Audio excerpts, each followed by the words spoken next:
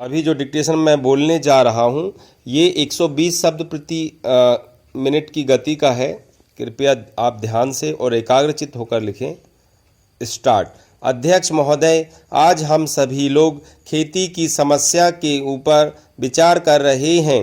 हमारा देश किसानों का देश है। यहाँ के लोग खेती बाड़ी करते हैं। आज़ादी से पहले हम करोड़ों रुपए का अनाज देश के बाहर भेजते थे, लेकिन दूसरी लड़ाई के बाद हमारा देश अन्न के मामले में दूसरों पर निर्भर हो गया।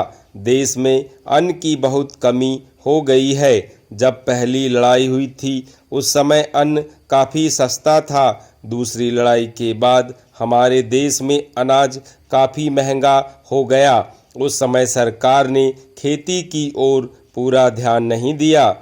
पहले हमारे देश के बाजारों में लाखों मन गल्ला पड़ा रहता था। इस तरह से करोड़ों मन गल्ला हमारे देश में जमा रहता था और देश के लोग बड़े आराम से रहते थे।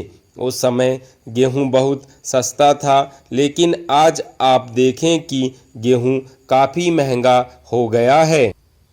हमें इस बात पर विचार करना है कि हमारे देश में यह हालत क्यों पैदा हुई है।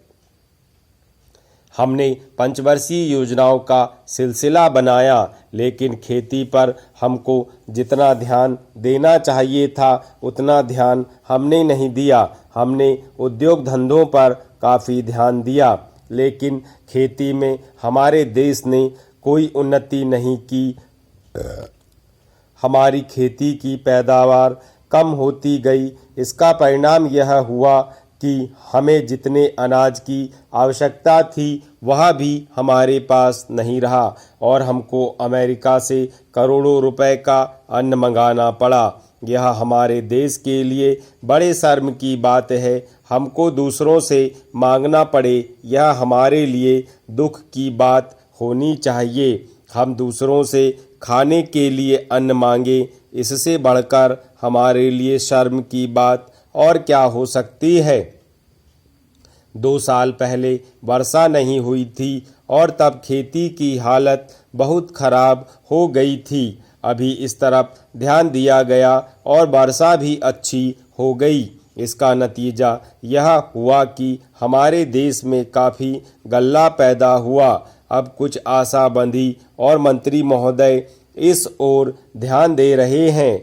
ऐसा मेरा ख्याल है कि ज़्यादा से ज़्यादा पानी का इंतजाम हो, बीज का इंतजाम हो, खाद का इंतजाम हो और लोगों को कर्ज मिले ताकि वे अच्छी फसल पैदा कर सकें।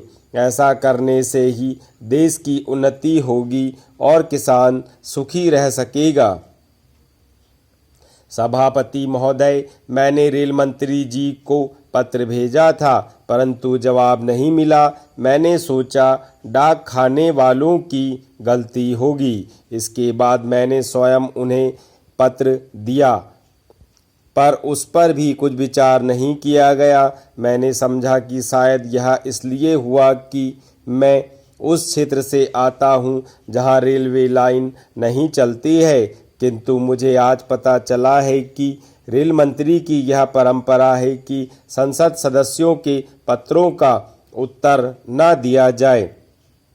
सभापति महोदय, यह ठीक है कि उत्तर प्रदेश के जिस पहाड़ी क्षेत्र से मैं यहाँ आया हूँ वहाँ रेलवे लाइन नहीं चलती, किंतु वहाँ से लाखों की संख्या में यात्री सफ़र करते हैं।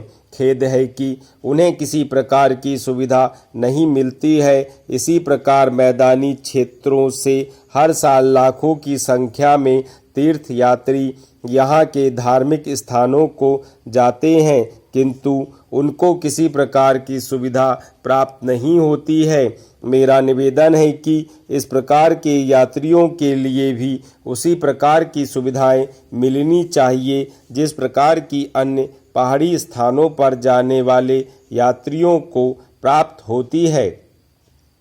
दूसरा निवेदन यह है कि उस समय जब यात्री पहाड़ों में घूमने जाते हैं रेलों की संख्या अधिक बढ़ाई जानी चाहिए। मैं हर सप्ताह देहरादून जाता हूँ। मुझे तीसरे दर्जे के यात्रियों पर बड़ी दया आती है। कितना बुरा व्यवहार उनके साथ किया जाता है।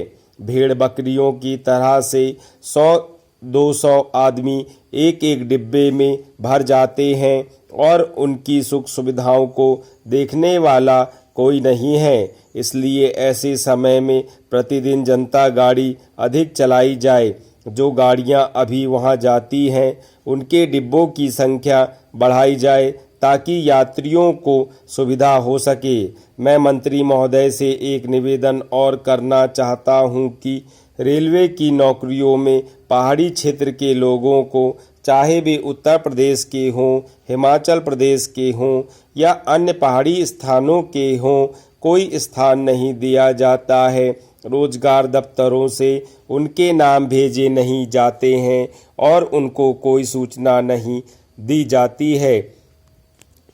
यदि कोई सूचना दी भी जाती है तो वह उस समय दी जाती है जबकि वे स्थान भर जाते हैं। इसलिए मेरा निवेदन है कि पहाड़ी क्षेत्र के लोगों को रेलवे सेवा में स्थान मिलना चाहिए। यह बहुत ही आवश्यक है। सभापति महोदय, आग लगने के बाद कुआं खोदने की जो प्रथा है वह बंद होनी चाहिए। मैं समझता हूँ कि पहले जो राजा थे वे सोचते थे कि दूसरे लोग प्रशिक्षण नहीं ले सकते हैं, लेकिन सवाल यह नहीं है। सवाल है देश में नया अनुशासन पैदा करने का तथा नई सेना खड़ी करके हमें प्रशिक्षण देना चाहिए। आजकल लोगों में एक हीनता की भावना आ गई है। मैं समझता हूँ कि यह प्रशिक्षण इसलिए जरूरी है कि लोगों में एक नया बल, एक नया जोश और एक नया अनुशासन पैदा हो। आज भी हम सुनते हैं कि गांवों में हरिजनों पर अत्याचार होते हैं। हरिजनों पर जो हमले वहां होते हैं उनका मुकाबला वह लोग नहीं कर सकते हैं क्योंकि उनको राइफल चलाने का ज्ञान नहीं है। आज शांतिपूर्ण हरिजनों पर अत्याचार होते हैं। मैं तो यहाँ तक कहता हूँ कि पुरुषों को ही नहीं, महिलाओं को भी यह प्रशिक्षण मिलना चाहिए। आज हम 20 करोड़ रुपए अपनी रक्षा पर खर्च करते हैं। इसके बजाय अगर देश का बच्चा बच्चा जानदार आदमी बन जाए और राइफल का प्रशिक्षण लिए हुए हो तो मैं समझता हूँ कि इतना पैसा देश के विकास के काम में खर्च हो सकता है। लेकिन हमने कभी भी इस बात को नहीं सोचा।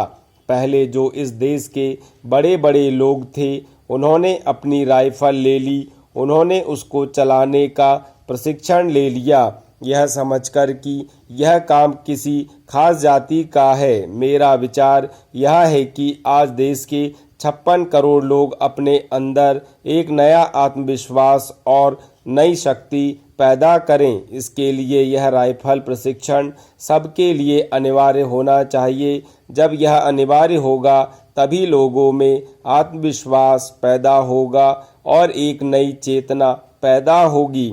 इससे लोगों में आत्महीनता की भावना मिट जाएगी और वह समझेंगे कि देश की रक्षा करने की ताकत हम में भी है। आज जो हरिजन आदि लोग हैं उनमें एक बात घर कर गई है कि राइफल और बंदूक उनके बस की बात नहीं है, लेकिन यह आत्मरक्षा का सवाल है, यह देश की रक्षा का सवाल है। कमी में बच्चा पनपता है, कठिनाइयों में इंसान पैदा होता है। जब आप जीवन को नई स्थिति में बदलेंगे तब मस्तिष्क बदलेगा। इसलिए मैं कहता हूँ कि देश के लोगों को यह प्रशिक्षण देना होगा।